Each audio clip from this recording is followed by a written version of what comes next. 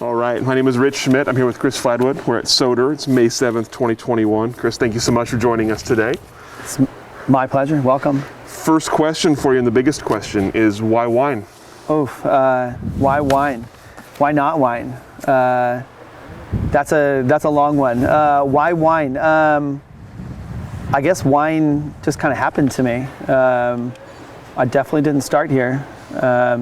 My first career was one of a soldier. I joined the Army out of high school, and that has nothing to do with wine, of course, but obviously it led me here. It made me who I am, and wine was kind of what saved me after getting out of the Army, and I'll spare you all of the Army stories as best as I possibly can, but after getting out of the Army, had as many people do, a rough time getting back into the world of civilians. Spent some time in Iraq in 2004, and wine was moderately interesting to me. It had kind of been mentioned to me, and someone had sent me a book on winemaking in the Army, and so it was sort of there.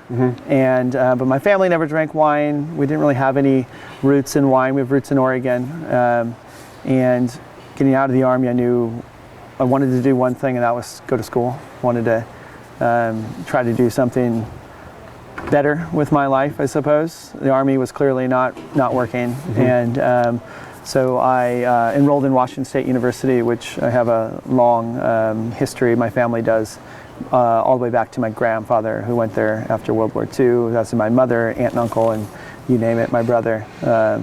And so I decided to go to school, see what worked, and as it so happened, they had a viticulture and enology program, very much in the infancy.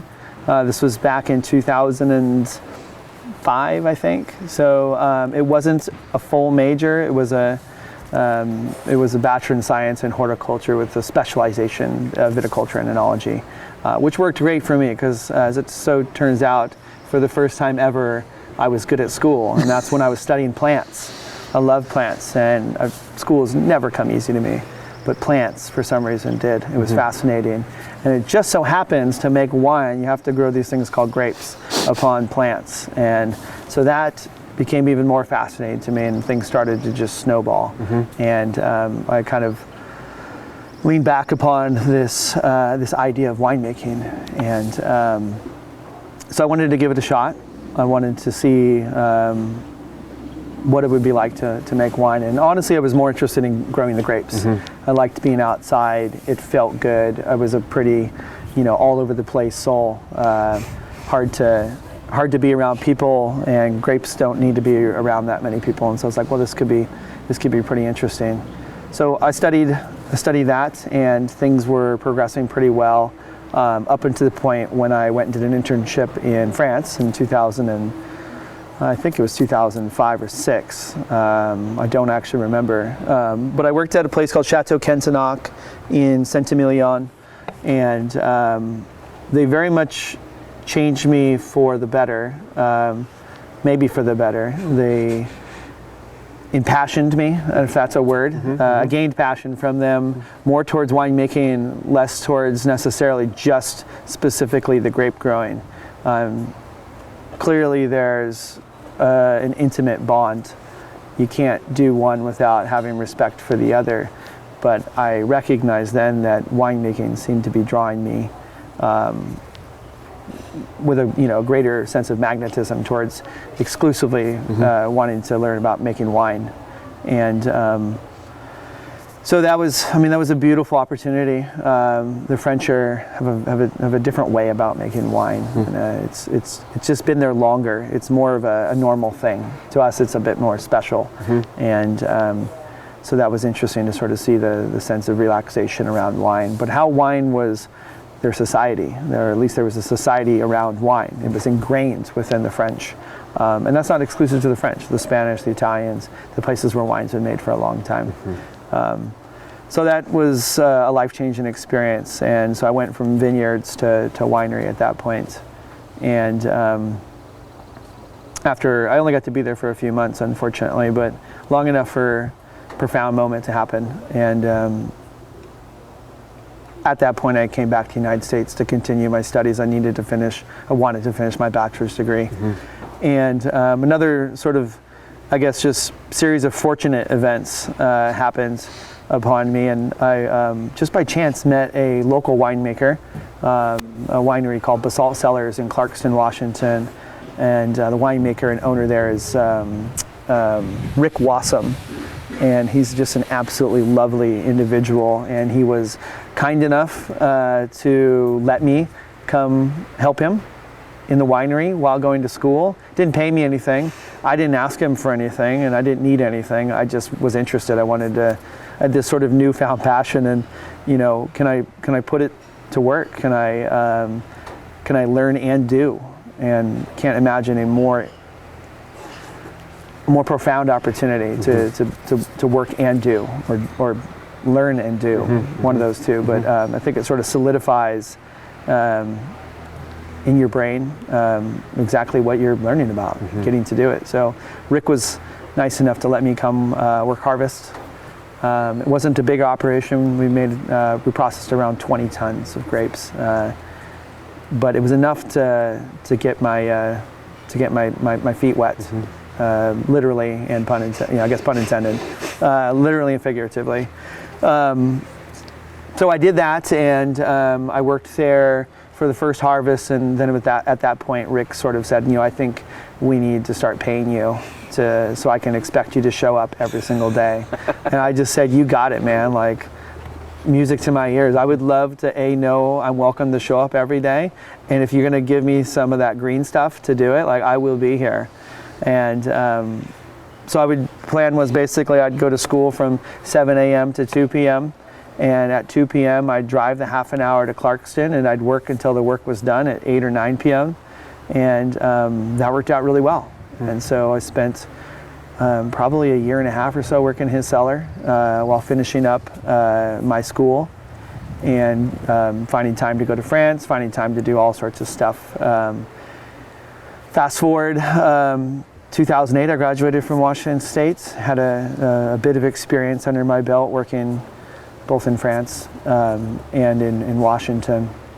I knew I wanted to come back to Oregon. I'm from Oregon. My family's from Oregon. We've been here for a number of generations, and there's something about Oregon that it gets in your blood.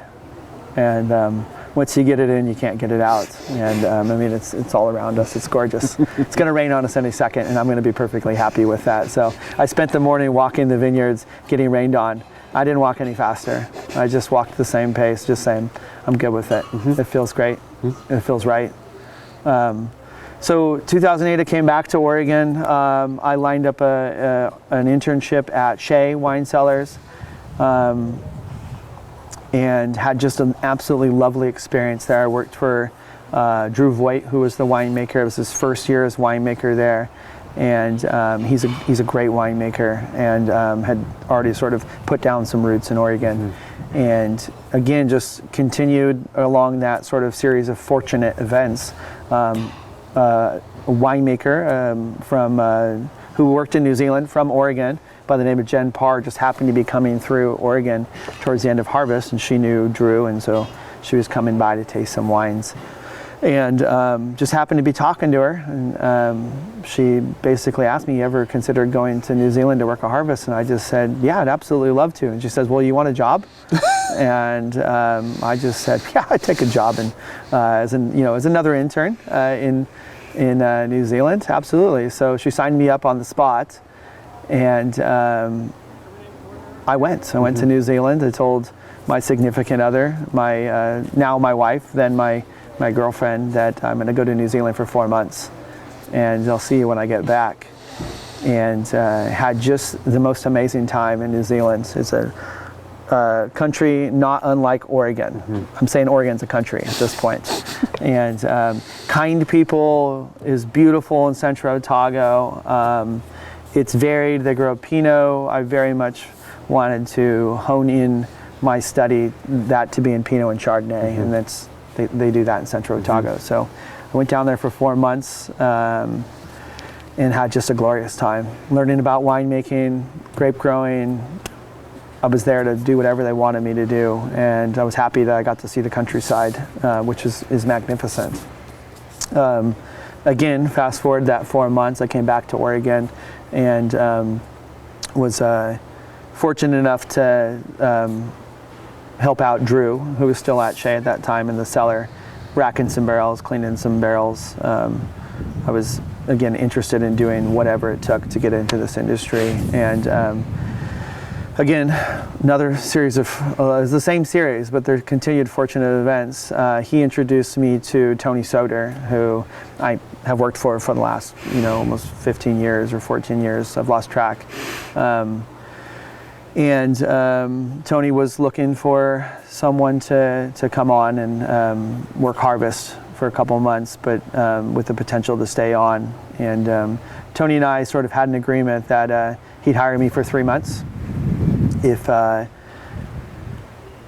If it didn't work, no problem. We would just go our separate ways. If it did work, we would talk about the idea of staying on and working in the cellar. And again, I'm proud to say, and happy and lucky and fortunate, all those words, to say that was 2009, and now we're sitting in 2021. And at this point in time, I'm again fortunate to call myself the winemaker here. I don't know if it really answers your question, why wine? I think, why wine? Because, and again, I've never been an artist. I've always been creative. I've always been someone who's more in my head than I am present to the outer world. And I think wine saved me. It allowed me to channel the craziness into something creative. And I'm really sorry about that, you guys. That's okay. People won't stop calling me these days. That's the newfound problem of being a winemaker. Nobody will leave you alone.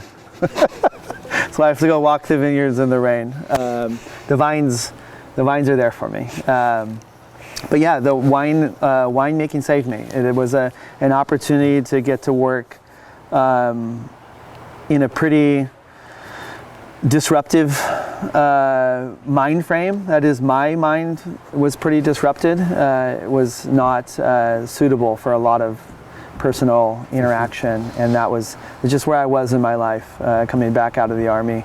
And winemaking allowed me to channel all that energy, all that disruption into something that was tangible, something you could drink, people could enjoy, something that's art. And I think for the first time in my life, I'd actually become a tangible artist. And I didn't know that at first, when I was just hired to be the guy that just, scrub the barrels, clean the barrels, rack the barrels. That was great. I was interested. It was keeping me busy. And over time, I realized that winemaking isn't just about creating something that people enjoy with dinner. It's about creating art. It's about creating something that transcends people's understanding of what drink can be. And it's the reason why you see wine fetching high prices. Some wines are extraordinarily expensive, and it's magical. It's lovely. And so yeah, I'm here to thank wine, because I wouldn't be here if it wasn't for wine. So I try to remind myself that on a regular basis. Pretty powerful thing. Sorry, that was a long question and a long answer. That's You're welcome. That takes all the burden Interview off. done. Yeah, great. Takes all the burden off of me. Yeah. You mentioned kind of fast forwarding through your time in the Army, but I am curious, coming out of school, what was the attraction to you for that, and what did you kind of foresee as your future? Coming out of the Army? I'm sorry. Coming out of high school and going into the Army. Oh, God. Man, I have to go way back. I'm 38. I feel like I'm about 50, I'll be honest. The Army will take years off. Winemaking will take years off your life, but the Army takes a lot of years off your life, too. Yeah, coming in high school, especially in that last year, there's like that realization, like, what am I going to do? And I think kids these days are smarter, and they're like, maybe I'm just not going to do anything. And that's pretty great. And I think I wish I would have thought of that. But I didn't, and what I knew I didn't want to do was sit at a desk. I was very athletic, I was very adventurous, trained to be that way by my parents. I didn't like to stand still. My mother is like a hummingbird. She will never stand still. She's all over the place in a very magical way. And I am basically the male version of my mom. And I love that. I love my mom. But I knew I didn't want to have to stand still. I knew I didn't want to, I wanted to do, I'm a doer. And I wasn't necessarily ready to go to college, where I knew I would have to be very studious. I was never very studious. I got straight B's, right? Perfect 3.0 without ever really doing homework. And that was good for me. I liked that. And so I wasn't ready to go to college. And so my mom was very unhappy with that decision, that I really wanted to do something very adventurous. And that was kind of the first thing that came to mind. It's like, you know, that could be pretty interesting. What if I pursued that opportunity? And I didn't know what I was doing. Nobody knows what they're doing by joining the Army. Recruiters are there not to tell you what it is you're going to do. They're there to get you to sign those papers. And I signed them, and I will never forget the moment that I actually joined the Army. Not signed the papers, but flew on an airplane to Fort Benning, Georgia, and drove past the sign that said, Fort Benning, home of the infantry. And I just said, I guess I joined the infantry. I had no idea. So, you know, touche, United States government, you got me. I wouldn't take it back though. And so, yeah, the idea was I wanted to do something more interesting than just the status quo. I wanted to explore. I wanted to discover who I was, and I thought this was an interesting way to do that. So yeah, I put my John Hancock down on those lines and signed away my life for 4 years, really for 6 years, but for 4 solid years. And I got what I asked for. I got adventure. I got a lot of boredom as well, and a lot of idiocracy. More idiocracy than I cared for, and that's why I got out. And yeah, I mean, again, the Army, I should talk more about the Army, because the Army did lead me to actually getting that first initial desire to want to learn about making wine. And it was, there's one person that really, there's two people. There's one person in particular, his name was Sergeant Nicholas. He was my squad leader. And this sounds like a Vietnam story, doesn't it? My squad leader. It was Iraq, so it wasn't, it was in Baghdad. But the mystery person sent me a care package, and you get a lot of care packages in the Army. It's like every couple days you get a care package. Sometimes it's from your parents, your brother and sisters, but most of the time it's from people you have no idea who they are. They're just organizations, and they're going to send you the most generic things, but they care. It's in the word, care package. They send you romance novels and socks that you can't wear, and you wouldn't because they're uncomfortable. You know, the ones with the stitching, like in the front of the toes? Who the hell likes those? And then nasal spray. They always send you nasal spray because they don't know where you're at. They just send it to an address. But somebody, rather than sending me a romance novel, sent me a book on winemaking. And it was a very simple book, but it was From Vines to Wines by, his last name's Cox. And I can't remember if it's Larry Cox. It might be Larry Cox, but anyways, it's Cox.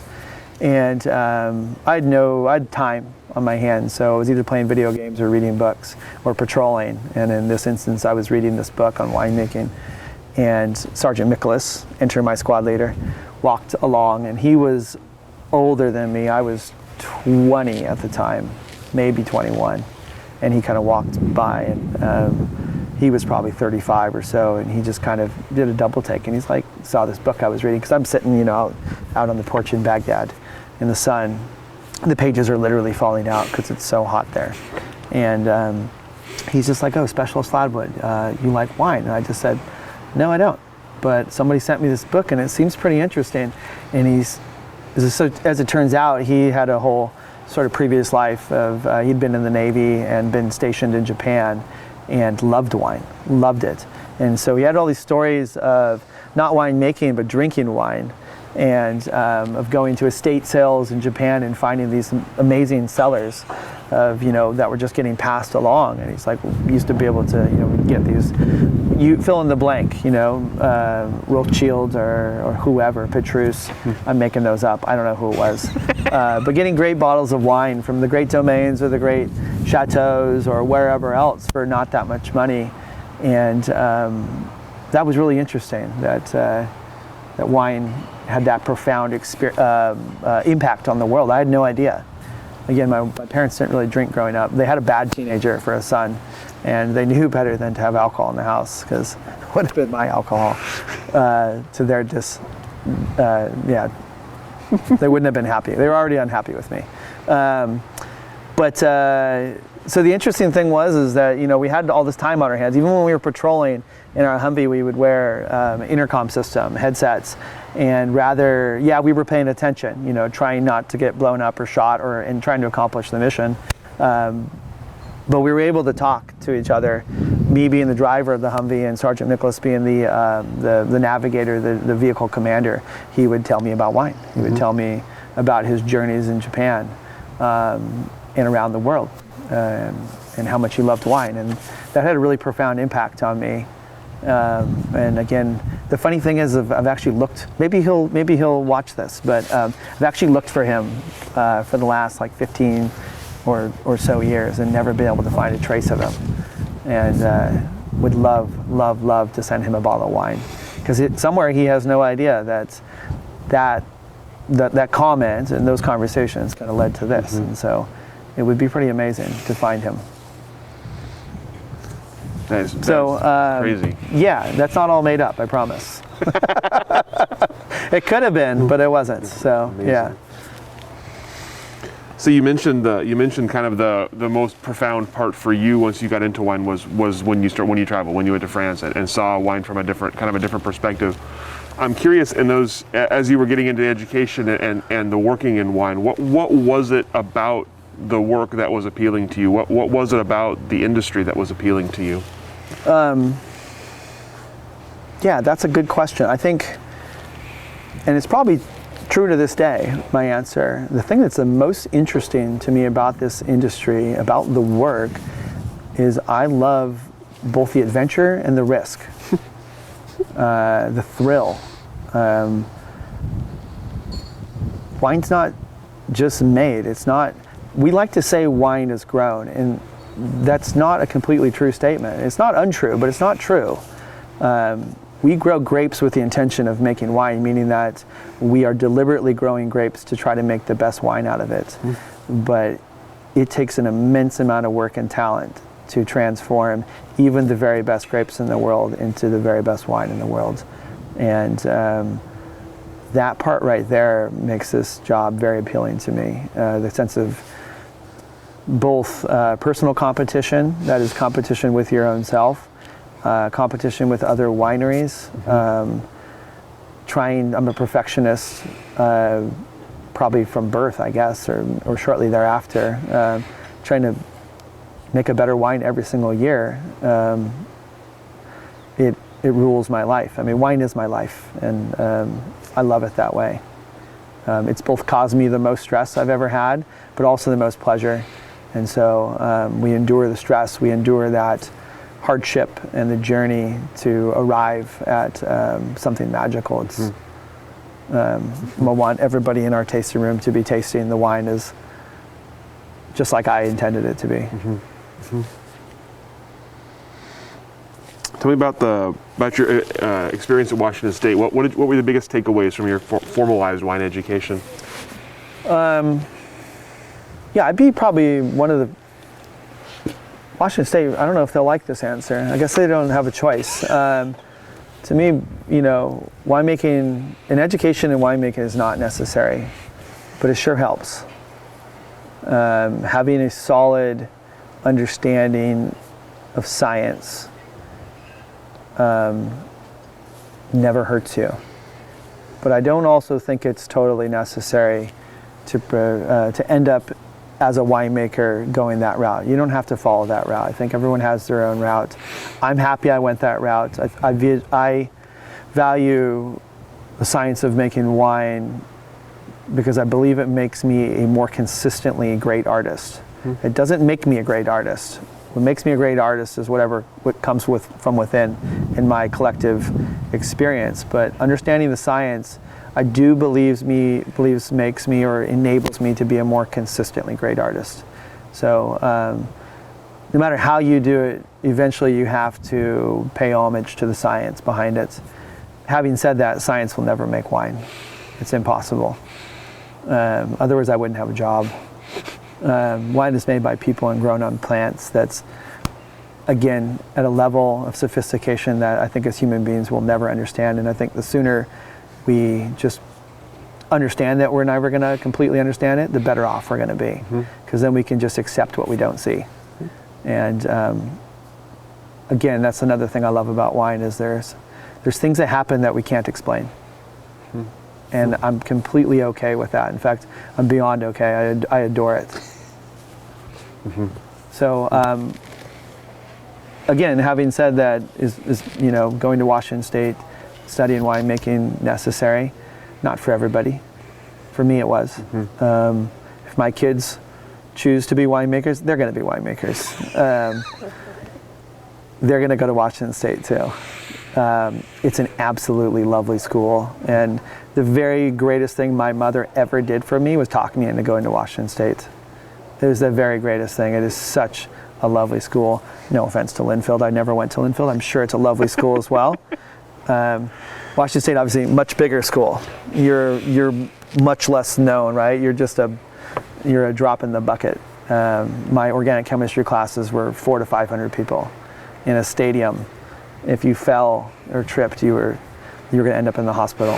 So, but I wouldn't change it. I loved it. I loved that the university is located in the middle of nowhere, and that right there cultivates or forces students and people to relate to one another, because you can't avoid each other. It's not in a city where, again, you're another drop in the bucket. You have to interact. It makes people be friendly to each other, and I think that's a really nice environment. So, yeah, my kids are going to Washington State. I've already signed them up. They're 5. Mark it down. They're 5 years old. They're already going there. Choice taken away. One less thing to think about. Yeah, Nice. my grandfather, he passed away a couple years ago. He went to Washington State out of World War II, and he would have wanted it that way. So, yeah, he chose the right school, and he sent my mother there and aunt and uncle, and yeah, so that's the place to be for me. It's only fair. Yeah.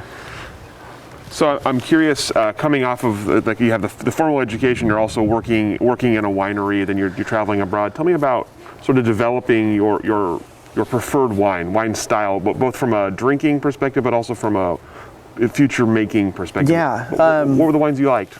Well, I don't probably have an answer to that question. I mean, Merlot is obviously very close to my heart because of my time in Saint-Emilion. That is the most predominant grape on the right bank. I'll be quick to say, I love all wine, all good wine. I don't care for bad wine. I'll drink it. I will try any wine and make up my own opinion. When I was in school, again, not coming from a family that drank wine, I really had no knowledge of what wine was. I had to sort of, like everybody, you have to formulate it along the way. I think what we have to remember is winemaking is a trade. It's an art, and you learn so much. Probably 99.9% of what you learn and what you do, you learn on the job.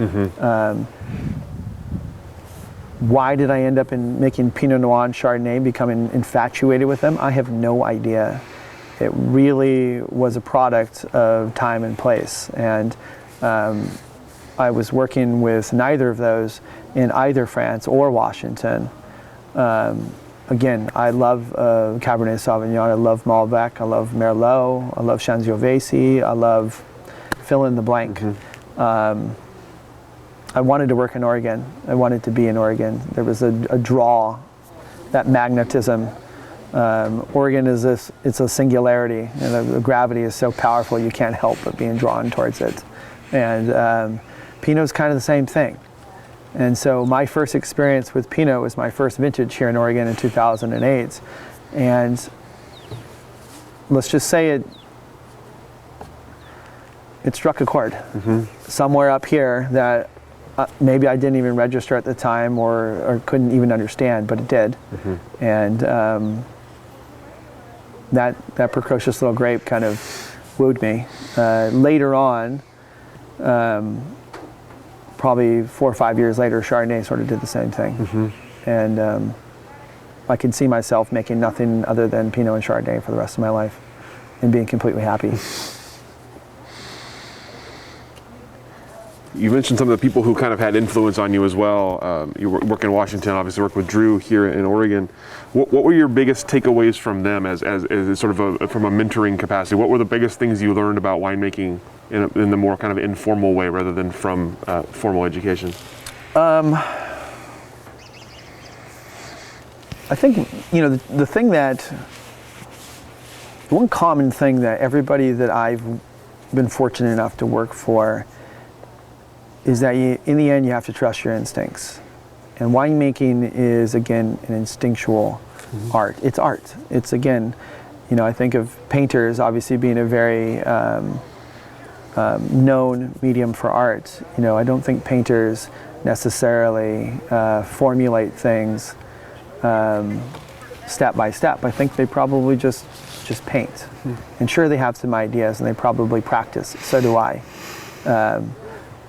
But all of these people, the one thing they have in common is that they have to trust their instincts, and that was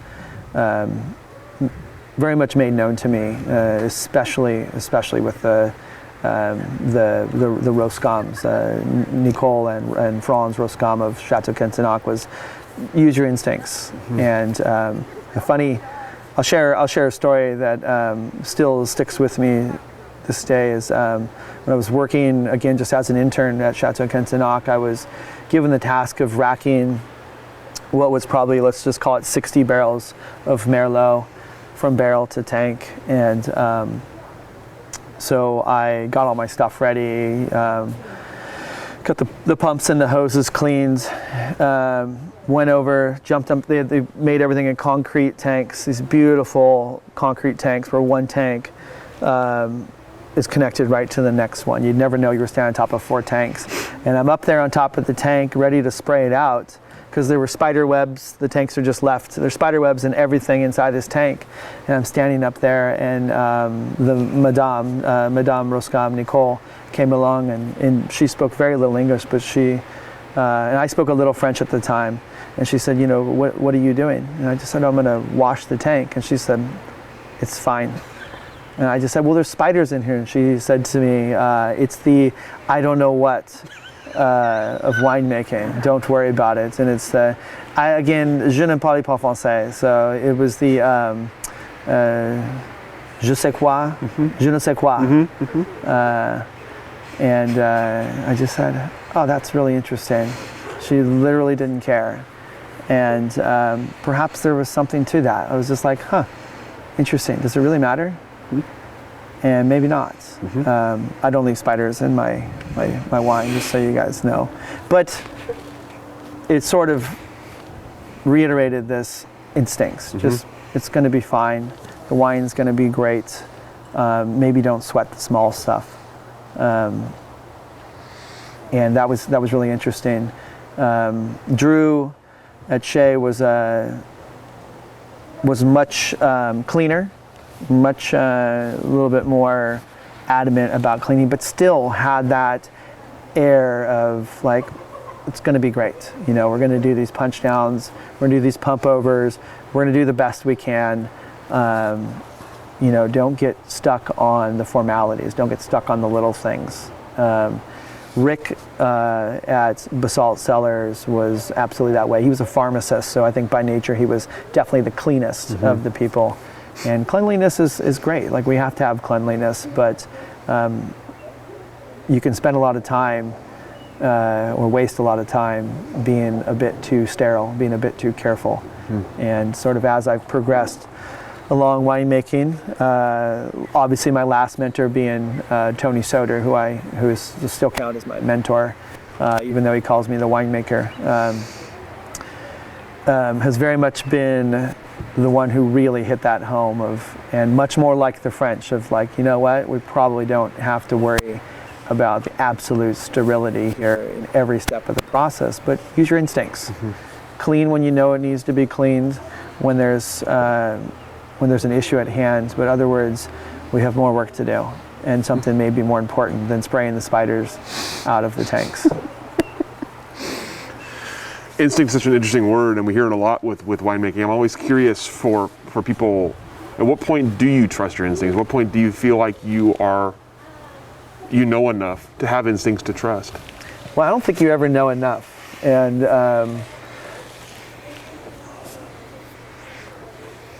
yeah, you never know enough. But that's what's interesting about the job. It's again, I think if Tony was here, he's been making wine since the 70s. I wasn't born in the 70s. And I know that he would say the same thing, like, you're always learning something. At what point do you trust your instincts? When you just know you can trust them. I think you still have to always humble yourself. I've made plenty of wines that have scored very high, but that doesn't mean that I know everything. And remembering that there's still another opportunity to either do better or worse. And I value my instincts. My instincts have proven to me, maybe is a better way. Maybe like the instincts are a different part of me or a different person inside of me. They've proven to me that they're pretty trustworthy. So maybe the answer to your question is just with enough time, and I'll leave it very ambiguous like that.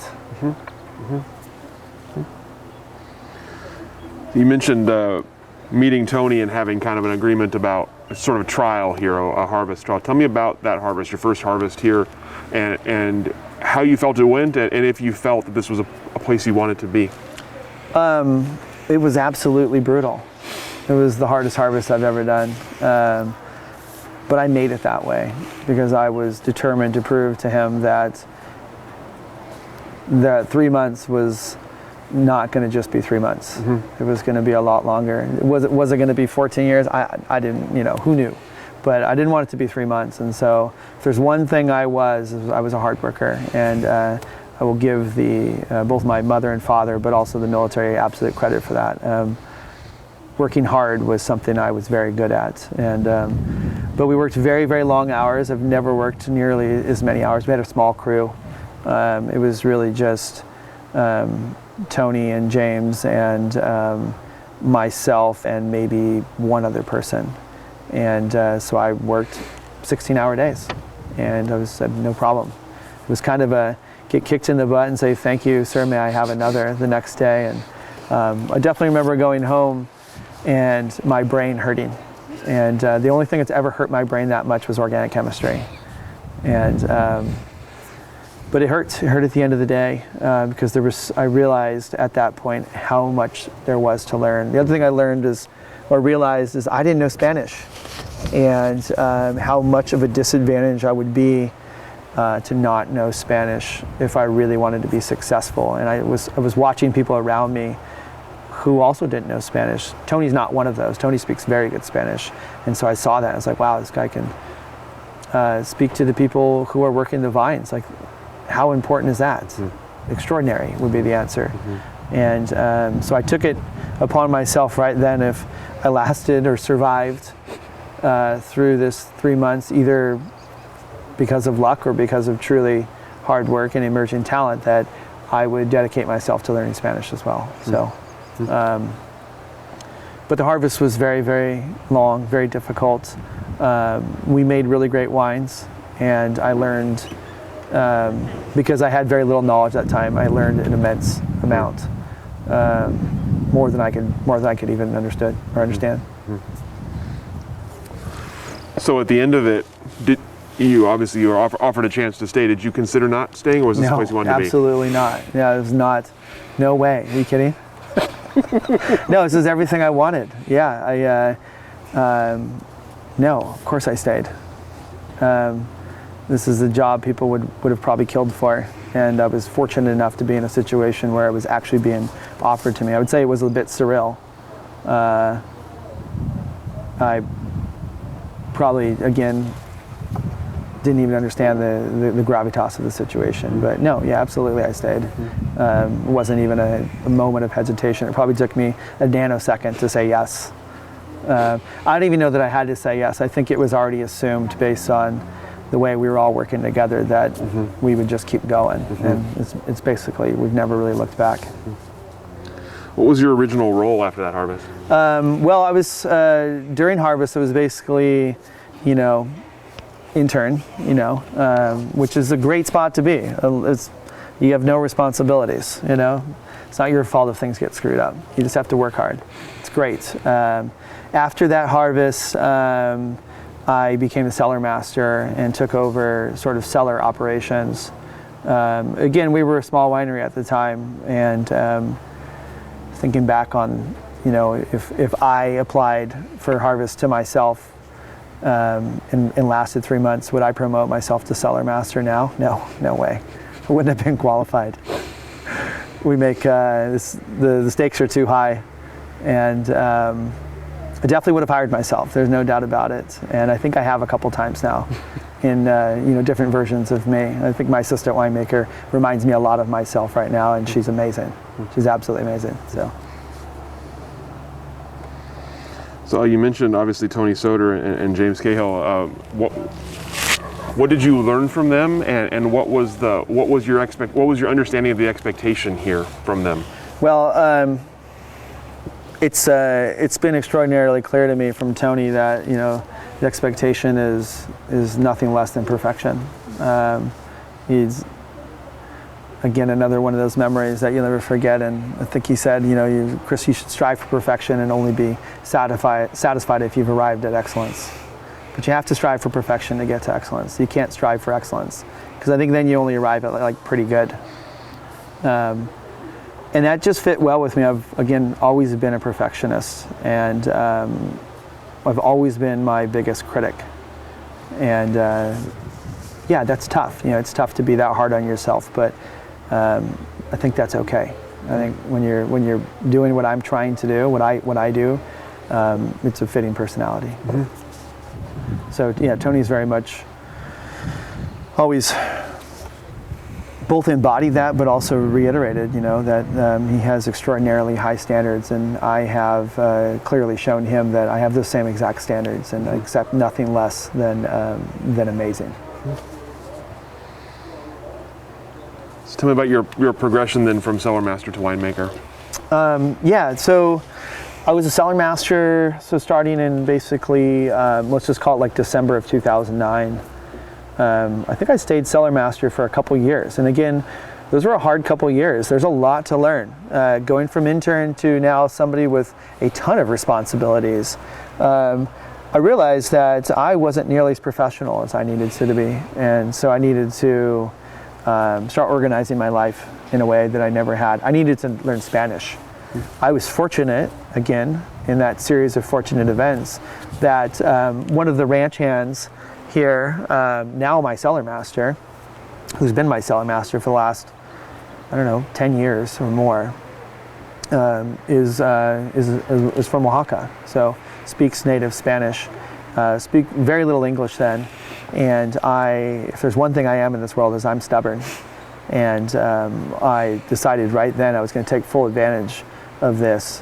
I would trade him Spanish for English, mm-hmm. and I had no problem with that. It was a time, both in my life, both in the life of Soter Vineyards, where I could ask all these questions. I could constantly be saying, "Como se dice?" And then I would just act them out as if I was a 3-year-old, "Como se dice?" Throw, Mm-hmm. And it just so turns out in his former life, when he was residing in Oaxaca, he was a third grade Spanish teacher. And so that worked out perfect because he had patience. He's one of my very most valued employees. I honestly care about the guy, and for many reasons. And definitely one of those is we've made a lot of wines together, and he's helped me learn Spanish. Mm-hmm. And at this point, he can speak pretty good English too. So I feel like it's been a really great sort of reciprocal relationship. Mm-hmm. So I stayed cellar master for 2 years. I started avidly going after learning Spanish, going after trying to be more professional, being more proficient, more efficient, trying to gain as much knowledge as humanly and inhumanly possible. And it was a long 2 years. I'm happy to say it was a very successful 2 years for me. I had really great vintage of 2010. And then in 2011, I was promoted to assistant winemaker. At that point in Soter Vineyards, we were really in sort of an expansionist paradigm, and we started really moving towards creating our North Valley product as its own sort of entity. It would still be owned by Soter Vineyards, but it would have its own identity, is a better way to say it. And we took it from 1,000 cases to 7 or 8, maybe 9,000 cases, and then had some individual projects underneath that. And that sort of, again, caused sort of a separation within Soter Vineyards. James Cahill, who had been the winemaker here, became a partner in North Valley. And we didn't have enough space here to make the North Valley wines, so we contracted space at another winery. So he went on and moved down to this other winery to oversee that part. And so that left a lot of room for me. So I was here as the assistant winemaker, really just under the mentorship of Tony at that time, to just concentrate on making our most precious wines from Mineral Springs. So I was assistant winemaker for 1 or 2 years. Again, I don't like to toot my own horn, but I guess I was good enough to be promoted to associate winemaker. I showed that I was self-sustainable. I didn't need constant supervision or oversight, and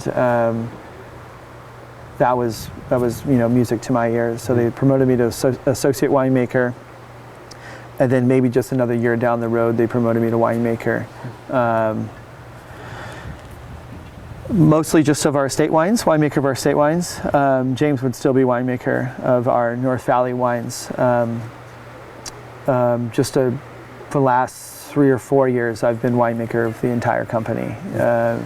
And at this point, honestly, just for the last couple of days, North Valley has been sold to a different company, and James moved along to run the North Valley operations. And so it doesn't really change my life. I've been making the wines for the last 4 or 5 or more years, and we'll continue to make the wines for the foreseeable future. In your mind, and from your kind of as you're going along there, from assistant to associate to winemaker to expanded winemaker, how does the role change, and how does the sort of the expectation or the pressure for yourself change? Well, the pressure only goes one direction in this industry, and it just kind of continually moves up.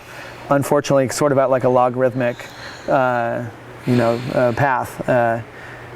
It would be nice if it was linear, but it's not. The higher you go, you have vastly more responsibilities and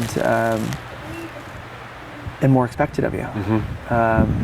Again, there's no such thing as accepted failure in this industry, not in this company, and not by me either. I don't accept failure for myself or my employees in the winery, my winemaking team.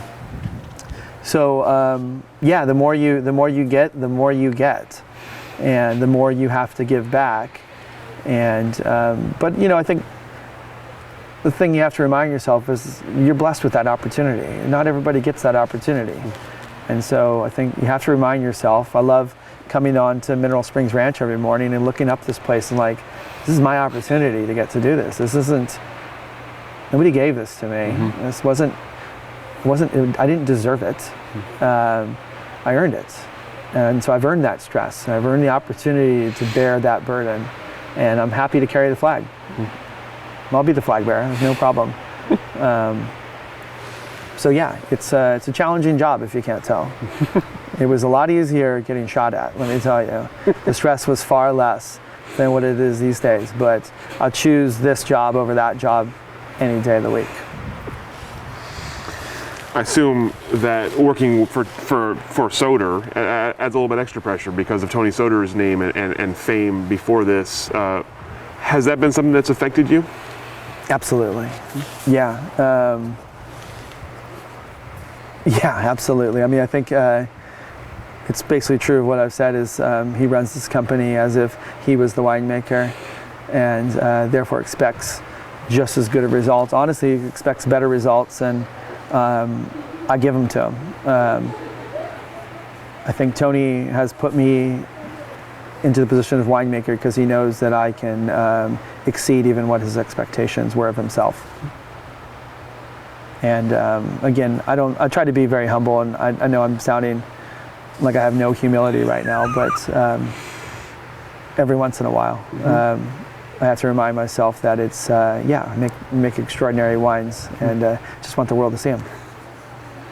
And I want Tony to be proud of them, and to this day, I don't think I've let him down in that regard.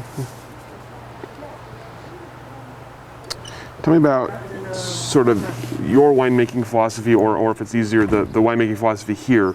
What are you going for with these wines, and what are sort of the goals of the finished product from your perspective? Well, I'll be completely honest. I like pretty substantial wines, especially when it comes to Pinot. I like a decent phenolic presence. I like generosity and density and richness. As it just so happens, Tony also likes those same things, which again, I think why this relationship's worked so well. I'm not trying to move the stylistic goals in a direction that he's not comfortable with. I have definitely had an impact on the way the wines are made now. I know most of what I know from Tony, so that's my foundation. So I can rest upon the laurels of this style that he's created, and I've shaped them to have my personal touch on them. An example, when I first started here, we liked whole cluster. Tony likes whole cluster, and so we would do some amount of whole cluster in the tanks. As it turns out, over the course of the last 10 years, I've realized I love whole cluster. I don't just like it, and rather than being 10% whole cluster, I make most of the wines with 50 to 60% whole cluster. So more than half the weight of the tank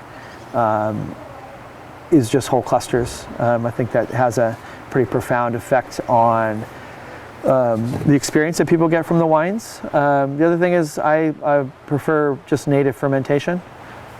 We've always been on the cusp of native fermentation, but never really been willing to make the leap, and I just have been comfortable making the leap, and we've stepped off that cliff and not fallen. And again, I think it gives the wines more personality. It gives them more personality that's true to who we are, to what our winery is, what our cellar environment is. It takes some of the genericness out of it. So I want the wines to be as interesting and as unique a personalities as possible. I think that's what separates everybody. And I want them to, obviously express our vineyard. It's and they can't help it but express our vineyard. That's the way Pinot and Chardonnay are. Let's talk about the vineyard a little bit. Obviously, you're kind of your first love in the wine industry, the vineyard, biodynamic vineyard here. Tell me about the challenges of that and the benefits of that from your perspective. Well, I'll start with the challenges. The challenges, they can be pretty profound. Moving towards organics, coming off of what we might call sustainable, or able to use synthetic, systemic fungicides in particular. There's a big leap of faith there, and it's not just a leap of faith. There has to be an adaptation in protocol. The amount of times we have to drive the vineyard has almost doubled. We can't rely on the persistent nature of synthetic fungicides to keep the grapes safe from botrytis and powdery mildew. We're using more I'll call them old school, some new school as well, but sulfur, some biologicals. But they need to be refreshed every 7 days, 7 to 10 if you're lucky, but generally 7 versus maybe 14 days with a synthetic. So right there you have to make that appropriate adjustment, or you can really pay the consequence.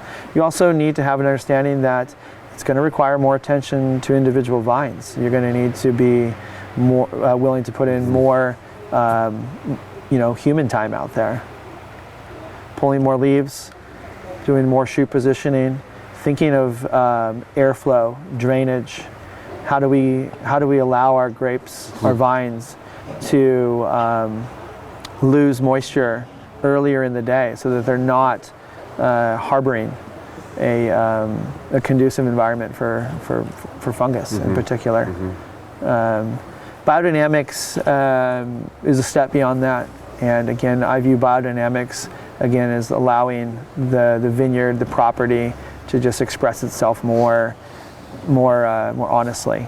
So it feels great for me because, as I said, I'm interested in making wines that have as unique a personalities as possible. And I think that goes right there with it. I think that's just another step towards accomplishing that goal.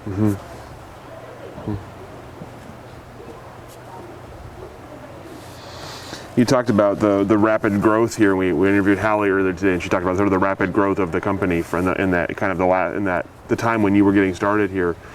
From your perspective, again, what changed for you with kind of the scaling of enterprise here? What was important for you, and how did you kind of deal with that rapid growth? Well, I don't know if I ever dealt with it. It's the problem. Just merely survived it. Yeah, I've used those very words actually. I think you could say that unless you own the company, a lot of winemakers they're surviving.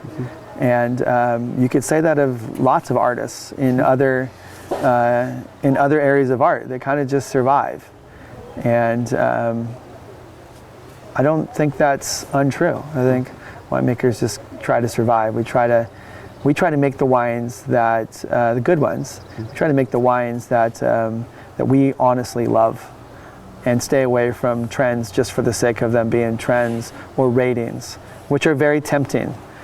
But in that essence, you're sort of surviving, and it sort of, I think, reveals who the true survivors are, and those are the people that refuse to give up. How did I deal with the rapid growth? Just took it one day at a time, 1 week at a time, 1 month at a time. I realize that's a cliche, but it's the truth. I don't think I could define or formulate how you survive rapid growth. Hold on, hold on, be ready for change, learn to adapt and overcome. And resistance to change is generally unhealthy in such situations. So I had to reinvent myself for sure, or discover new parts about myself that I did have that resiliency. I did have that flexibility. Maybe be like what Bruce Lee would say, be like water. Like it. So what do you see as, how would you define what Soter is now, what Mineral Springs Ranch is now, and what do you see kind of for the future? What's next for this project? Well, what's next for me is a continuation of doing exactly what I've been doing, making better wines every single year. What's next for Soter Vineyards? I think obviously, with the sale of our North Valley brand, we are honing in our concentration towards our estate vineyards. We have 3 vineyards now rather than just one, and we're going to be again mostly concentrated on that, trying to make wines that now don't just represent Mineral Springs, but also represent our Eola Amity vineyard and our Ribbon Ridge vineyard. So an estate concentration.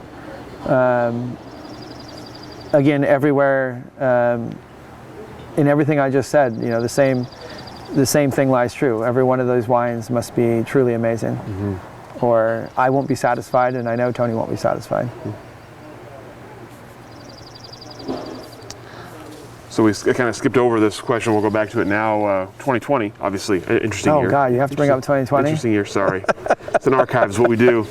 So obviously a couple things going on in 2020. Let's start with the pandemic and its sort of immediate impact on you and impact on your work and on Soter.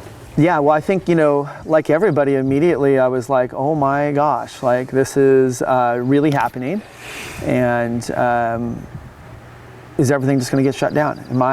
What's going to happen to my babies that are in barrel? What if Tony couldn't pay me to come here? Well, I'll tell you, I told Tony, you don't need to pay me. I will continue to come here. I don't care if you can't afford me. I promise you I will continue to show up, and I don't care if it's illegal for me to come here. I will come here and make sure that our wines are not any worse for this vintage. And I don't know if he knew I was serious. I think he did, but I don't know. Fortunately, it never came to that. And he was able to keep us all employed so that we could, watch over the wines of 2020. So yeah, the pandemic, and then obviously it slowed down sales. Restaurants closed. People weren't necessarily buying expensive wine because that's one of the biggest venues to buy expensive wine when you're out on the town. So that was really hard. We had to adapt. We're fortunately blessed with a very decent sized following, that being our wine club, who continued to buy our wines.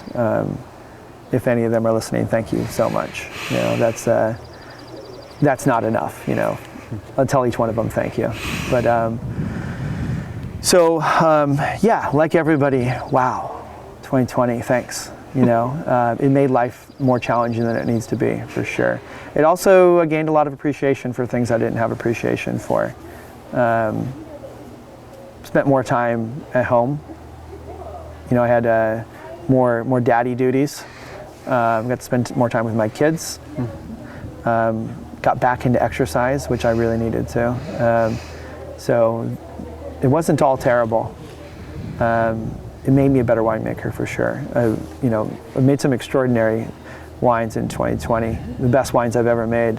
But and I'm sure you're going here next. 2020 wasn't just the year of the pandemic; it was also a year of a lot of wildfires here in Oregon, and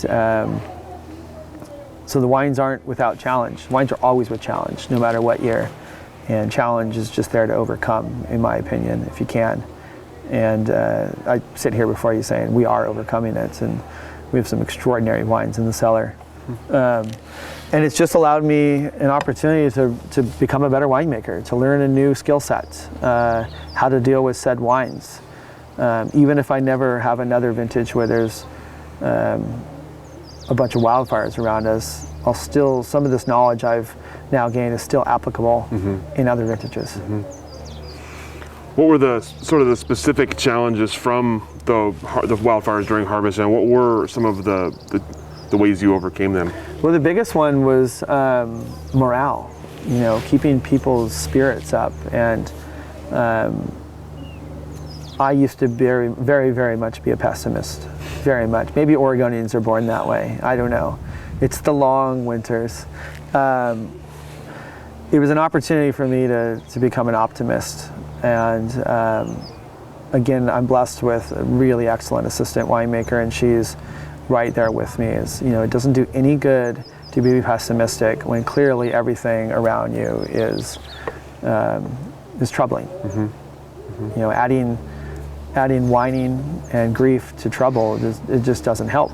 You're not making any progress. And I saw a lot of my other industry colleagues succumb to that, to just giving up or being mad at the world. Didn't do any good.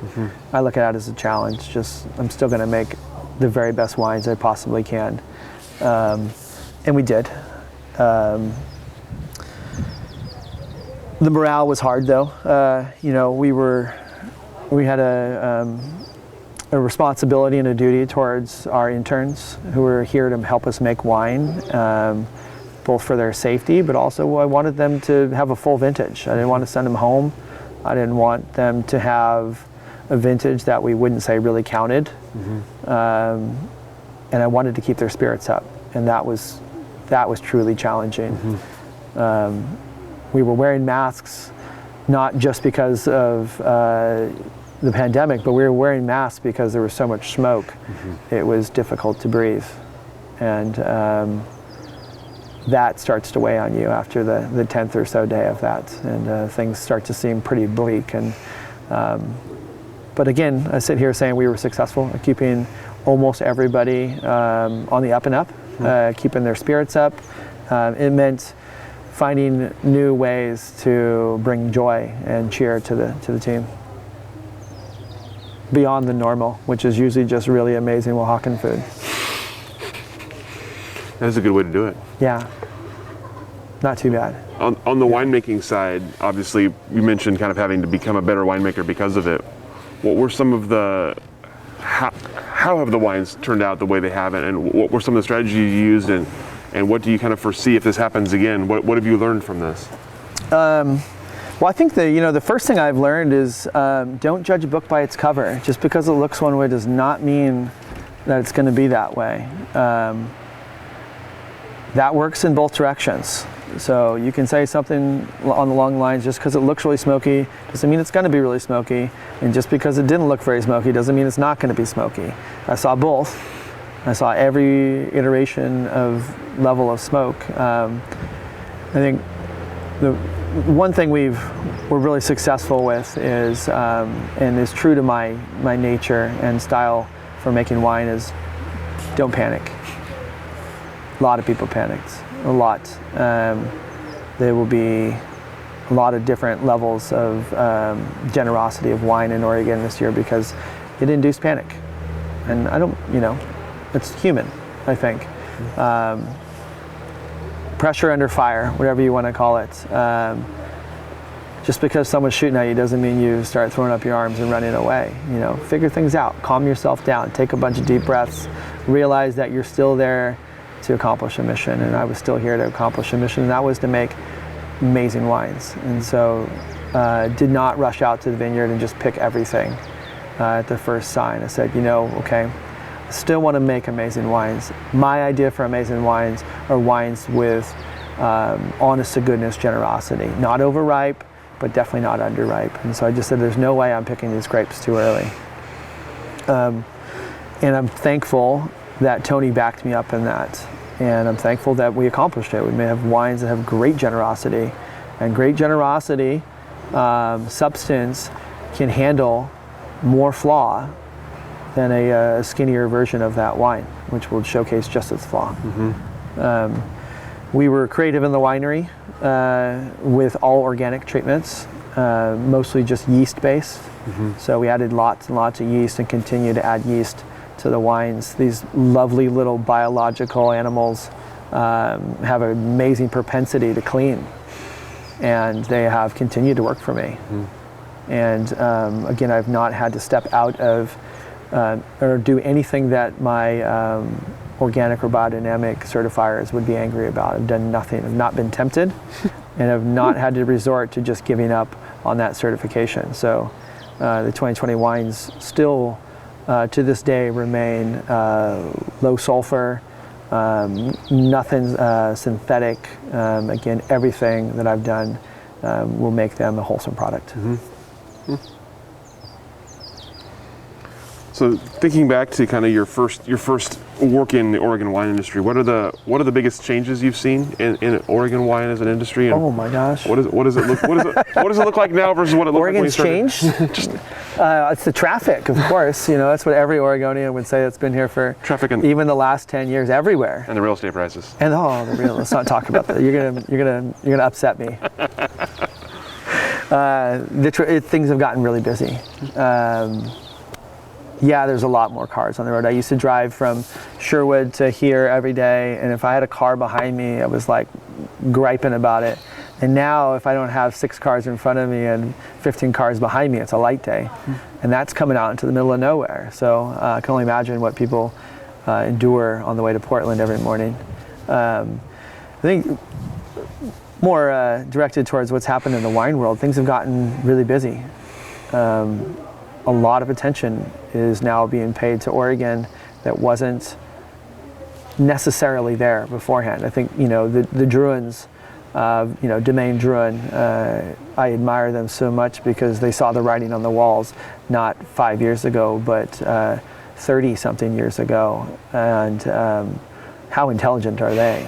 And now we're seeing, French company after French company, California winery after California winery, moving up here, and the real estate has gotten really expensive because of this. There's a realization that the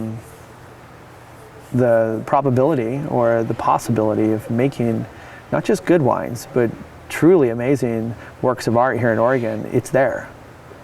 And so again, I don't blame these other wineries. I'm thrilled, and again, count my blessings that I get to work at one, and I was here early enough in my career to be afforded that opportunity to sort of work my way up the food chain here.